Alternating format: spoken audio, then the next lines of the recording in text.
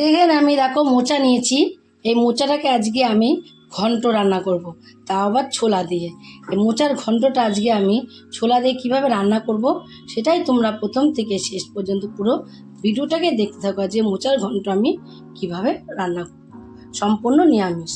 তাই জন্য এখানে দেখো আমি মোচা নিয়েছি। এবার কী করবো দেখো, আমি তোমাদের দেখিয়ে দিচ্ছি।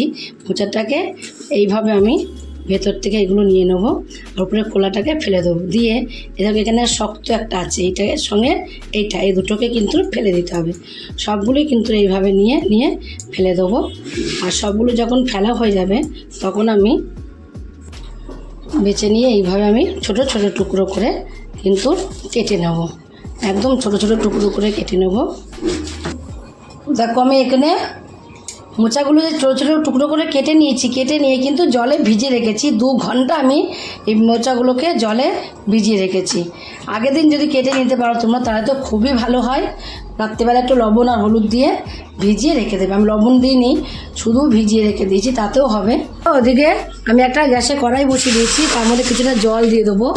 জল দিয়ে যেই মোচাটাকে আমি কেটে 2 ঘন্টা আগে রেখে দিয়েছিলাম, সেই মোচাগুলো কী করব, জলের থেকে ছেঁকে ছেঁকে তুলে আমি কড়াইয়ের মধ্যে দিয়ে দেবো। সব মোচাগুলো দিয়ে দিয়েছি। দিয়ে এবার আমি কী করবো, একটু লবণ দিয়ে দেবো ওপর দিয়ে। লবণ দিয়ে, হলুদটা দেবো না, শুধু লবণ দিয়ে আমি একটু সিদ্ধ করে নেবো মোচাগুলো। ঢাকনাটা নামিয়ে দেবো। নামিয়ে দিয়ে দেখো এখন কিন্তু মোচাটা ভালোভাবে সিদ্ধ হয়ে গেছে। এবার আমি মোচাটা একটা ফুটো ছিদ্র জাতীয় জায়গায় রাখবো, ঝুড়ি হোক বা বাটি হোক বা গামলা হোক, ওর মধ্যে রাখলে জলটা ভালোভাবে ঝরে যাবে। মোচাটাকে নামিয়ে দেবো। মোচাটাকে আমি নামিয়ে দিয়েছি, নামিয়ে জল ঝরাতে দিয়েছি। আর এদিকে দেখো কড়াইটাকে কিন্তু আমি আবার ধুয়ে বসিয়ে দিয়েছি। কড়াইটাকে ভালোভাবে গরম হয়েও গেছে। এবার আমি এর মধ্যে দিয়ে দেবো তেল। তেলটা একটু বেশি করে দেবো। মোচা একটু তেল বেশি করে দিলে না বেশি ভালো লাগে দেখবে খেতে। তেলটা একটু ভালোভাবে গরম হয়ে যাবে, তখন আমি কি করবো, এর মধ্যে দিয়ে দেবো কটা গোটা জিরে। গোটা জিরে দেবো, আর দেবো একটা শুকনো লঙ্কা। লঙ্কাটাকে চিড়ে দিই, এমনি দিয়ে দিয়েছি। আর 2টো তেজপাতা দিয়ে দেবো এর মধ্যে। ফোড়নটা দেখো এখন হয়ে গেছে। যখনই ফোড়নটা হয়ে যাবে এবার আমি এর মধ্যে দিয়ে দেবো আলু। ওদিকে মোচাটাকে আমি সিদ্ধ বসিয়ে দিয়ে আলুটাকে কেটে নিয়েছি। 2টো আলু দিয়েছি এর মধ্যে আমি। আলুগুলোকে এবার আমি একটু লাল লাল করে ভেজে নেবো। লাল করে ভাজার জন্য এর মধ্যে আমি দিয়ে দেবো লবণ, আর দিয়ে দেবো অল্প করে একটু হলুদের গুঁড়ো। লবণ আর হলুদের গুঁড়ো দিলে কিন্তু খুব সুন্দরভাবে আলুগুলো ভাজা হয়ে যাবে। আমি লাল লাল করে আলুগুলোকে কিন্তু ভেজে নিয়েছি। আর লাল লাল করে আলুগুলো ভাজতে গিয়ে গ্যাসটা বাড়িয়ে দিয়েছি বলে দেখো কড়াইটা চারিদিকে একটু পুড়ে পুড়ে গিয়েছে। তাতে করে করার জন্য আর লাল লাল করে আলুগুলো কিন্তু ভাজা হয়ে গেছে। এবার এর মধ্যে আমি কিছু মশলা দেবো। এখানে আমি 1 চামচ জিরের গুঁড়ো, 1 চামচ ধনের গুঁড়ো, পরিমাণ মতো হলুদের গুঁড়ো। প্রথমে আমি লবণ দিয়েছি, আর সামান্য লবণের মধ্যে দিয়ে দেবো। আর দেবো আমি এখানে চিরা কাঁচা লঙ্কা দিয়েছি। আর 1 চামচ দেবো এর মধ্যে আমি আদা বাটা। এইবার দিয়ে দেবো আমি কটা ছোলা ভিজিয়ে রেখে দিয়েছিলাম। ভিজিয়ে রাখা ছোলাগুলোকে দিয়ে দেবো। তোমরা যেরকম খাবে সেরকম বেশিও দিতে পারো, কমও দিতে পারো। বা যে যেরকম খাবে সেরকম ছোলাটাকে ভিজিয়ে রাখবে। আর যতটা মোচা হবে সেই বুঝে, আন্দাজ বুঝে ভিজিয়ে রাখবে। আমি মশলাটাকে একটু কষিয়ে নেব। দেখো মশলাটা কিন্তু সুন্দরভাবে কষানো হয়ে গেছে। তোমরা কালারটা দেখলে বুঝতে পারছো যে কেমন। দেখো চারিদিক দিয়ে তেল বেরিয়ে আসছে। তেলটা বেরিয়ে আসলে ভাববে যে মশলাটা কিন্তু খুব সুন্দরভাবে কষানো হয়ে গেছে। এবার আমি দেখো মোচাগুলোকে যে সিদ্ধ করে নামিয়ে রেখে দিয়েছিলাম, সেই সিদ্ধ করে রাখা মোচাগুলোকে সব এর মধ্যে আমি দিয়ে দেবো। জলটা কিন্তু ভালোভাবে ঝরিয়ে নিয়েছি, আর জলটা কিন্তু ভালোভাবে ঝরেও গেছে। ঝরে গেলেই মোচাগুলো সব এর মধ্যে আমি দিয়ে দেবো। দিয়ে এবার আমি মোচাটাকে দিয়ে কিন্তু একটু কিছু সময় কষিয়ে নেবো।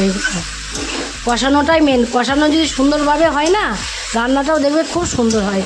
আর মোচাটা একদম মিশে যাবে আলুর সাথে, হাতে দিলে একদম পুরো মিশে যাবে। এইভাবে সিদ্ধ করে নিতে হবে। আর তোমাদের কাছে যদি প্রেশার কুকার থাকে তোমরা কিন্তু একটু প্রেশার কুকারে একটা সিটি মেরে নিতে পারো। আমি আর প্রেশার কুকারে আলাদা করে সিটি মারিনি, আমি কড়াইতে একটু ভালোভাবে মোচাগুলোকে সিদ্ধ করে নিয়েছি। এবার দেখো আলুগুলো দিয়ে আর তোমার এই যে সমস্ত মশলা দিয়ে দিয়েছিলাম, মশলা দিয়ে মোচা দিয়ে কিন্তু ভালোভাবে আমি এখন কষিয়ে নিয়েছি। এখন দেখলেই বুঝতে পারছো তোমরা যে একটা জল কিন্তু এখন আর নেই এর মধ্যে।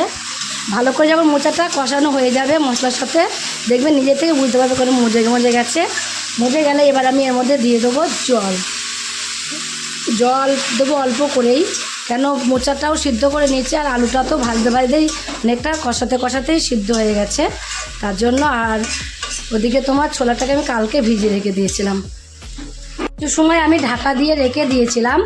ঢাকা দিয়ে রাখাতে দেখো যতটা জল আমি দিয়েছিলাম এখন কিন্তু অনেকটা জলই কিন্তু এখন ফুটে ফুটে কমে গেছে। এবার যেটুকু জল আছে এটুকু জল আমি এখন আর ঢাকা দেবো না, ঢাকা না দিয়ে কিন্তু এভাবে একটু রান্না করে নেবো। নাড়তে নাড়তে দেখবে যেটুকু জল আছে সেটুকু জলও কিন্তু থাকবে না। এখন কিন্তু আলু তো সিদ্ধ হয়ে গেছে, মোচাও সিদ্ধ হয়ে গেছে। এবার এর মধ্যে আমি দিয়ে দেবো একটু চিনি দেবো। চিনিটা কিন্তু এই সময় দিতে হবে, মোচায় কিন্তু কোনো সময় কষানোর সময় চিনি দেবে না, ঠিক নামানোর একটু আগেই চিনিটাকে দিয়ে দিতে হবে।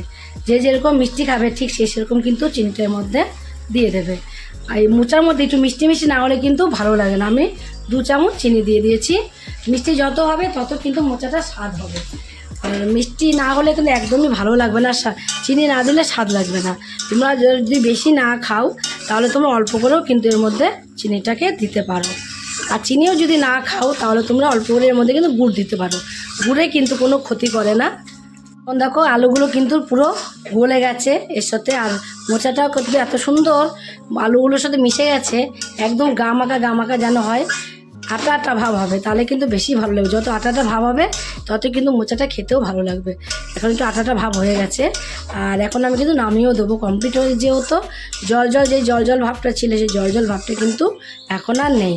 আর নামিয়ে দেওয়ার আগে কী দেবো বলো তো?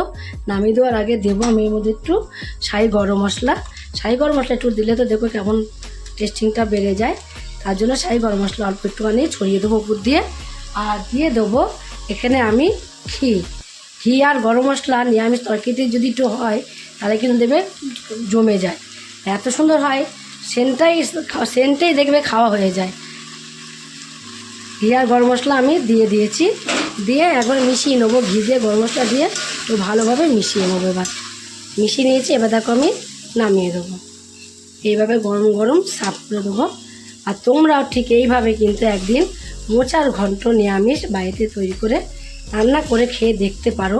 যদি এই রান্না করে খেয়ে রেসিপিটা তোমাদের কাছে ভালো লাগে আর তোমরা যদি ফেসবুক থেকে দেখো, ফেসবুকের পেজটি ফলো করে দেবে, ইউটিউবের চ্যানেলটি সাবস্ক্রাইব করে দেবে, পাশে থাকা বেল আইকনটা প্রেস করতে ভুলবে না, তাহলে নতুন নতুন রেসিপিগুলো তোমাদের কাছে তাড়াতাড়ি পৌঁছে যাবে। আমার চ্যানেল কিন্তু বন্ধু হয়ে থাকো, সাবস্ক্রাইব করনি প্লিজ সাবস্ক্রাইবটা করে দেবে, সবার আগে তোমাদের কাছে নোটিফিকেশন ঢুকে যাবে। ছোট্ট করে লাইক করো, কমেন্ট করো, অনেক শেয়ার করো। নমস্কার বন্ধুরা, দেখা হবে আবার পরের রেসিপিতে।